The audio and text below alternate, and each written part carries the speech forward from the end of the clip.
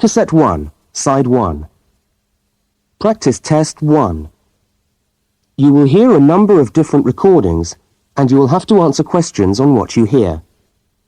There will be time for you to read the instructions and questions, and you will have a chance to check your work. All the recordings will be played once only. The test is in 4 sections. Write all your answers in the listening question booklet. At the end of the test, you will be given 10 minutes to transfer your answers to an answer sheet. Now turn to section 1 of your question booklet.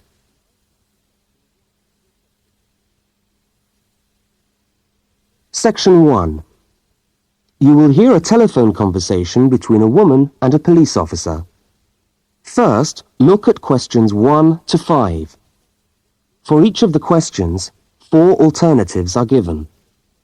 Decide which of the alternatives, A, B, C, or D, best fits what you hear on the tape, and circle the appropriate letter.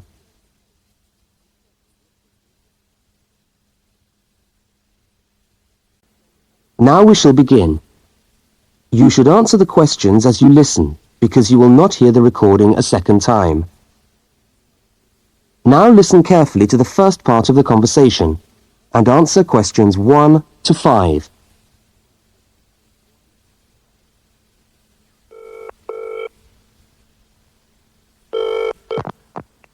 Good evening, City Police Station. Can I help you?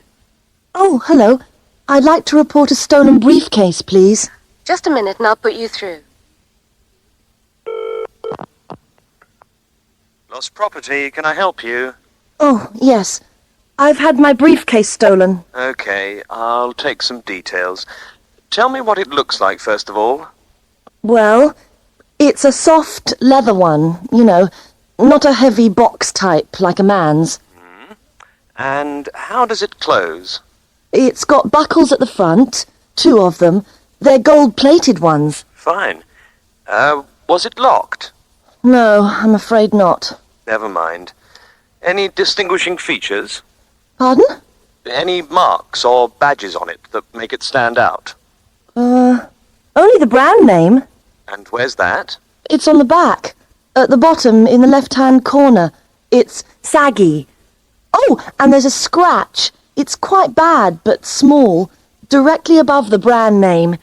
I did it recently, putting it on my bike. Right, got that. So, what did you have inside the briefcase? Well, all my papers from college.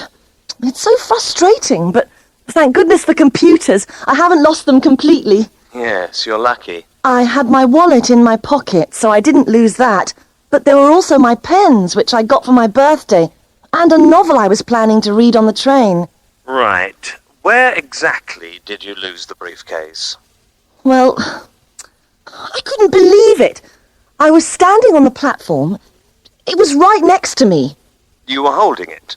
I'd just put it down on the floor, but I could almost feel it beside me. I was watching for my train because sometimes it comes early, and then next time I looked, my briefcase wasn't there. And what time was this? It must have been about 5:20. No, a bit later. I'd say 5:30 because it was just getting crowded and the train normally comes at about 25 to 6. Before they continue their conversation, look at questions 6 to 10.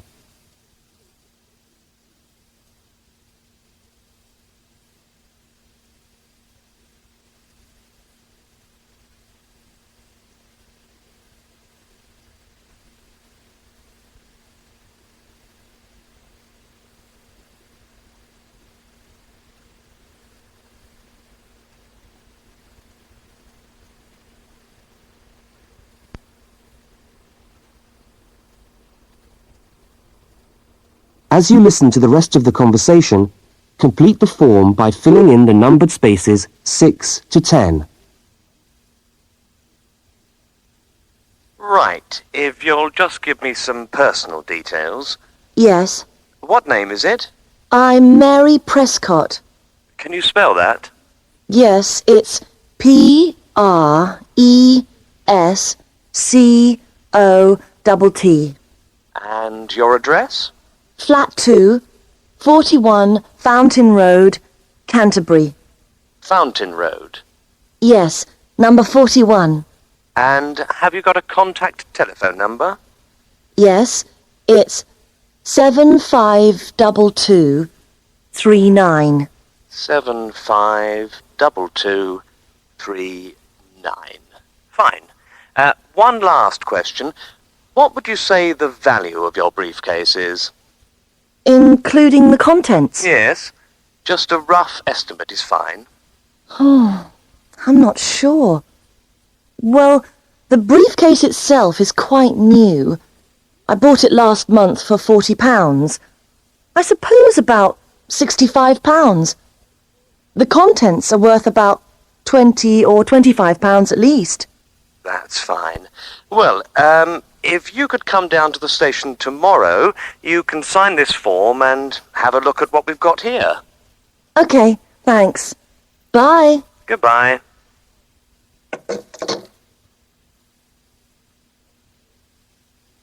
That is the end of section 1. You now have half a minute to check your answers.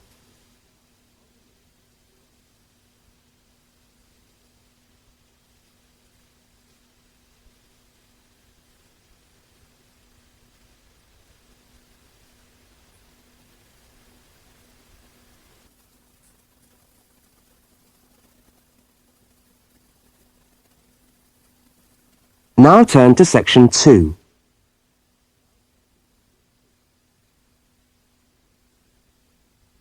Section 2. You are going to hear a news report from an Australian radio programme. First, you have some time to look at questions 11 to 13.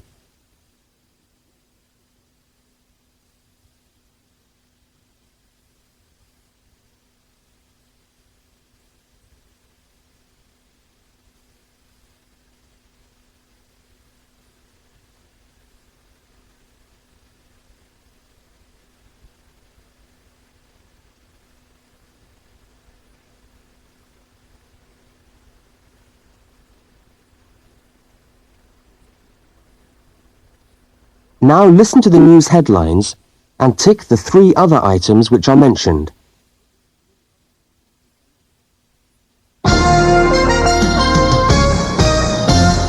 This is the 6 o'clock news for Tuesday the 25th of November. And first the headlines. The Prime Minister has promised to help the drought-stricken farmers in the northern part of the country who haven't seen rain for nearly 2 years. And in Sydney, a group of school children are successfully rescued from a plane which landed in the sea shortly after takeoff. Transport workers are on strike in Melbourne over a pay claim, and the strike looks set to spread to other states. And on a fashionable note, there's to be a new look for the staff of Qantas, Australia's national airline. Now you have some time to look at questions 14 to 21.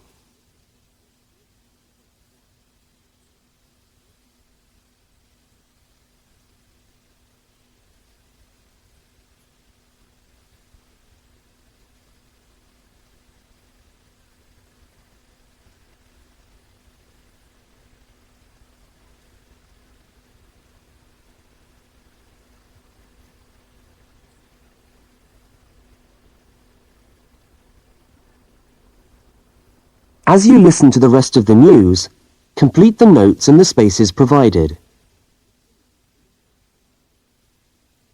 The Prime Minister has pledged today that he will make $250 million available to help the drought-stricken farmers who have not seen rain for years get through the next 5 years. Money that was to have been spent on the restructuring of Sydney's road system has been reallocated to what the Prime Minister described as a more worthy cause. Farmers are to receive financial assistance to help see them through the worst drought in over 50 years. Many farmers feel that while the money is welcome, it has come too late to save them and their farms from financial ruin, and are angry that the government did not act sooner. A group of school children who were travelling in a privately chartered aeroplane from Sydney to Queensland to take part in a musical concert found themselves swimming for the shore when their aeroplane had to land in the sea just 3 minutes after taking off from Sydney Airport. The pilot managed to bring the aircraft and its 50 passengers down safely in the calm waters of Botany Bay, where boats and pleasure craft were able to come to the rescue of the boys. The fact that it was a weekend meant that there were hundreds of boats in the bay enjoying the good weather, and this undoubtedly helped the rescue operation. "We owe our lives to the skill of the pilot," said one of the boys, but the pilot replied modestly that it was all part of a day's work. However, all their musical instruments were lost, and they never got to play at the concert. That is the end of section 2. You now have half a minute to check your answers.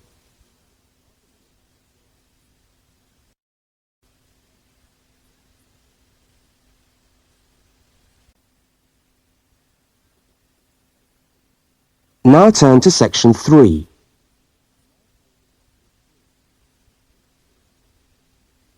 Section 3. In this section, you will hear a conversation between a university student and a university lecturer. Look at questions 22 to 25. For each of the questions, 4 alternatives are given. Decide which of the alternatives best fits what you hear on the tape and circle the appropriate letter.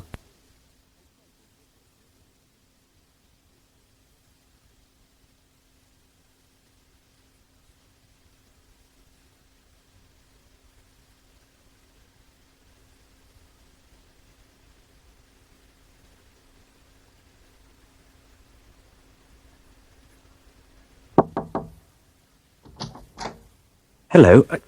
Can I come in? Oh, yes, come in. How can I help you? I was looking for the economics office. I've been all over the arts faculty building looking for it, but I could only find the School of Accounting and Economic History. Is this the right place? Yes, this is the School of Economics. Oh, good. I'm a new student, and I was wondering if someone could give me some information. Well, I might be able to help. I lecture on that program. What do you need to know? Well, quite a few things, actually. Firstly, how many lectures a week do I have to attend? Well, the Economics 1 course is a double unit. So there are 2 lectures a week and 1 tutorial. The lectures are scheduled for Tuesday and Thursday. What time? Let me see. You know, this information is all in the handout, which you should have received yesterday at the orientation meeting. Oh, was there a meeting yesterday? I didn't know about that. No one mentioned... Yes, there was. But never mind. Now, lectures are at 4 in the afternoon. Oh, 4's a bit late. I've got a part-time job that starts at 4:30. Well, you can't be in 2 places at once, can you? And attendance at lectures is necessary. We expect at least 90% attendance at this university, you know. 90%? That's high. Do they enforce that rule? Yes, we do. We're pretty strict about it, actually. And what times have been set down for the tutorials? Do you have that information? That's a very well-attended course, so there's a number of tutorial times. Monday, Wednesday and Friday, all at 9 o'clock. Yours will be allocated at the first lecture. Can't I choose the time? Maybe, maybe not. You'll have to talk to the lecturer on the course. Dr. Roberts is his name. Oh, okay. Now look at questions 26 to 31.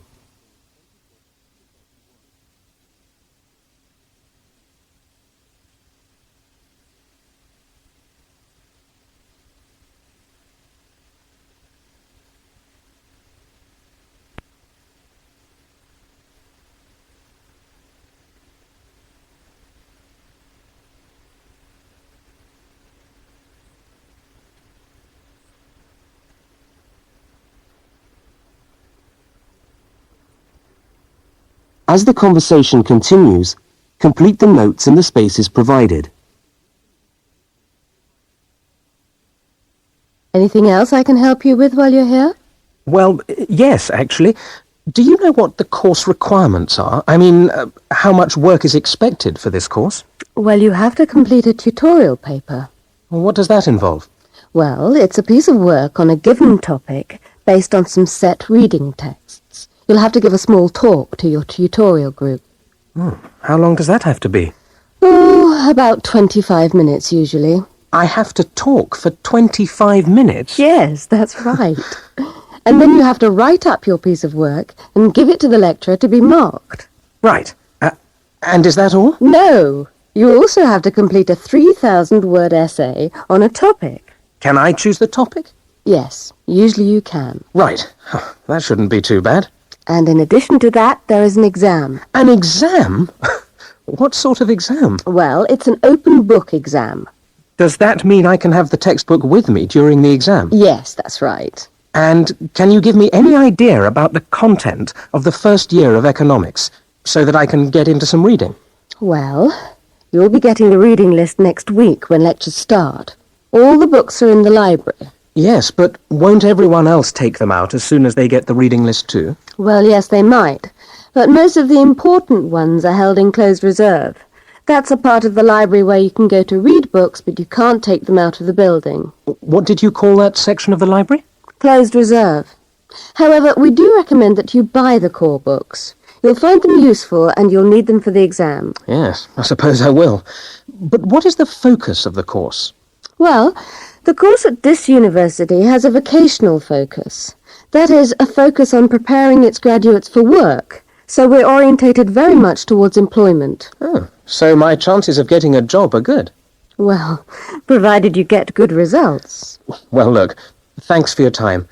You've been really helpful. That's fine. See you next week, then.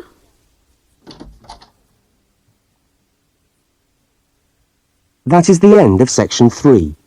You now have half a minute to check your answers.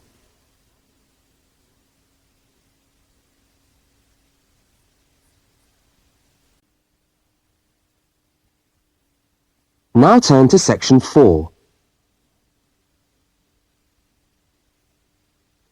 Section 4. You will hear a talk given by a university lecturer about the structure of the university. First, look at questions 32 to 36.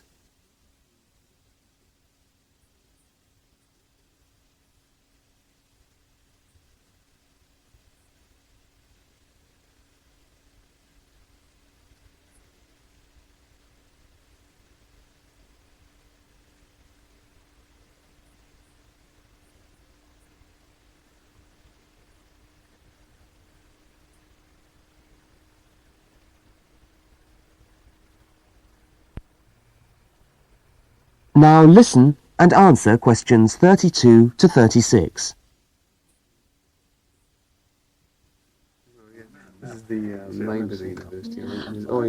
Good morning and welcome to the University of Westlands. My name is Marcia Mayhew and I'm the coordinator of the Bachelor of Social Science degree.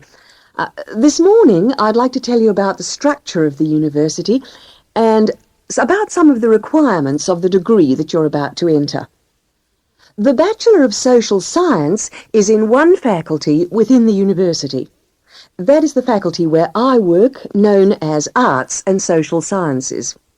Here on this campus we also have the faculties of Architecture, Law and Science and Technology, among others.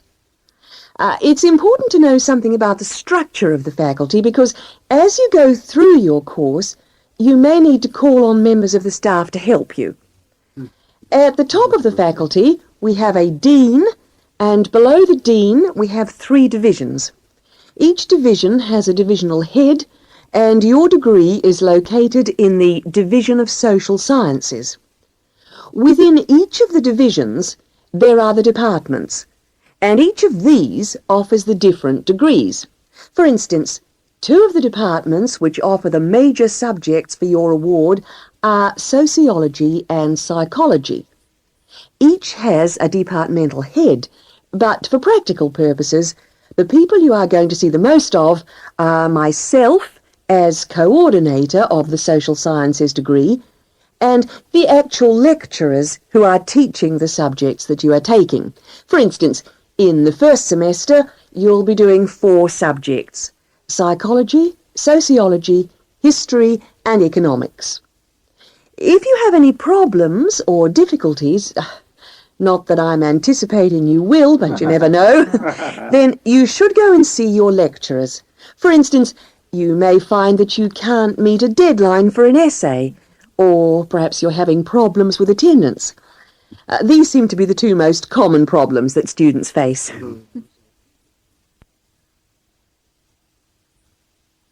Now look at questions 37 to 41.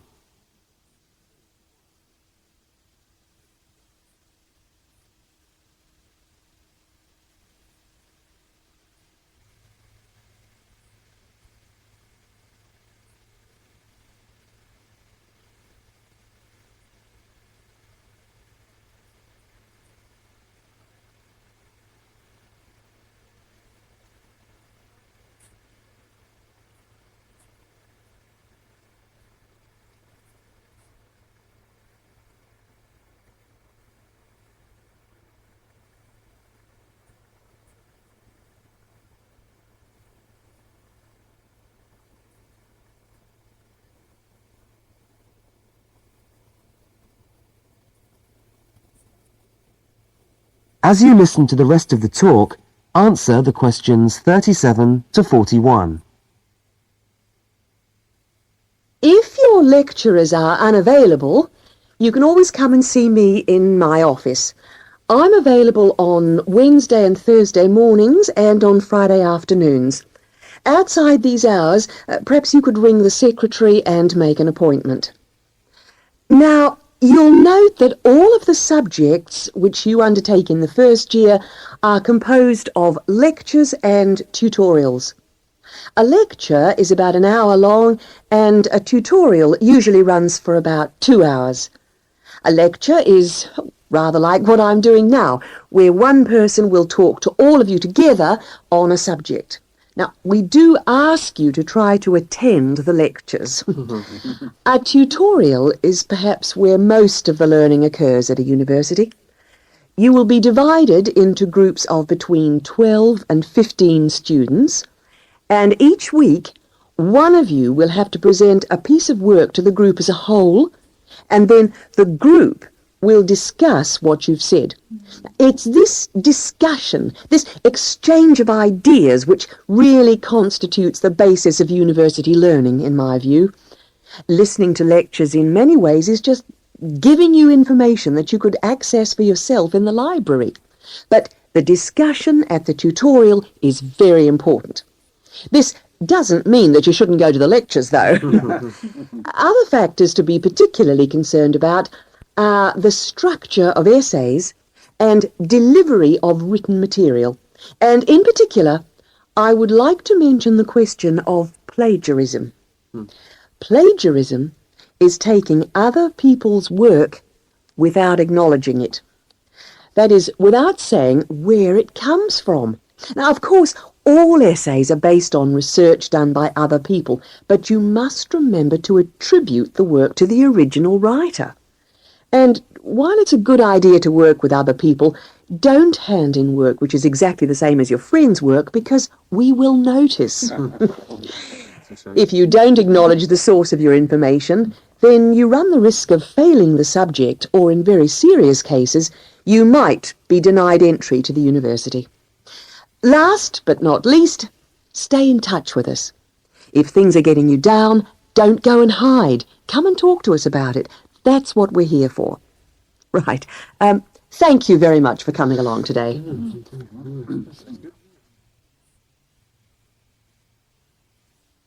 That is the end of section 4. You now have half a minute to check your answers.